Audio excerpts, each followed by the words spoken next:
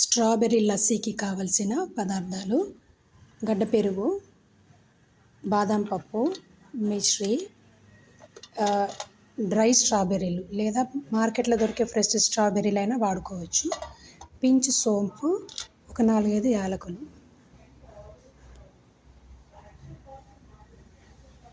మొదట ఇవన్నీ గ్రైండ్ చేసుకోవాలి. ఇవి మెత్తగా గ్రైండ్ అయిన తర్వాత పెరిగేసి గ్రైండ్ చేయాలి. మనకు కావాలంటే మిశ్రీకి బదులు చక్కెర అయినా వేసుకోవచ్చు. ఇంకా వేరే డ్రై ఫ్రూట్స్ ఏమైనా ఉంటే అవైనా సరే యాడ్ చేసుకోవచ్చు. కిస్మిస్ కానివ్వండి, కాజు కానివ్వండి, పిస్తా కానివ్వండి, అవి బరకగా గ్రైండ్ చేసి వేస్తే లస్సీ తాగుతున్నప్పుడు ఆ ముక్కలు పంటికి తగులుతుంటే రుచిగా అనిపిస్తాయి. ఈ బాదం పప్పు కూడా బరకగా గ్రైండ్ చేసుకోవాలి.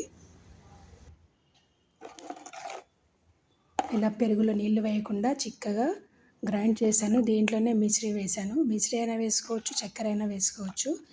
ఇప్పుడు దీంట్లో బరకగా గ్రైండ్ చేసిన స్ట్రాబెర్రీ, బాదం పప్పు ముక్కలు ఇవన్నీ వేసి బాగా కలపాలి. సోంపు, ఇలాచీలు, బాదం పప్పు ముక్కలు, స్ట్రాబెర్రీ ఇవన్నీ గ్రైండ్ చేసి దీంట్లో వేసాము. ఇప్పుడు సర్వ్ చేసుకోవాలి. దీన్ని ఇలా పైనుండి దానిమ్మ గింజలు,